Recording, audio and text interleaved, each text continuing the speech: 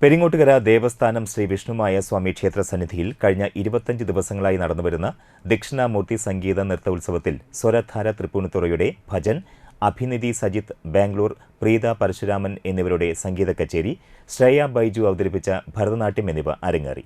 നർത്തകൻ ധർമ്മരാജ് മോഹിനിയാട്ടത്തിൽ അവതരിപ്പിച്ച നാരായണ ഗുരുദേവ കൃതികളും, തൃശൂർ ശ്രീഭദ്രത്തിലെ വിദ്യാർത്ഥിനികളും ഏങ്ങണ്ടിയൂർ നൃത്തപ്രിയയിലെ വിദ്യാർത്ഥിനികളും അവതരിപ്പിച്ച ഭരതനാട്യവും, മിണലൂർ വിഘ്നേശ്വര ഗുരു മാടമ്പുമന ഗീത വിഷ്ണുകുമാറിന്റെ ശിഷ്യകൾ അവതരിപ്പിച്ച തിരുവാതിരക്കളിയും ആസ്വാദികരമായി.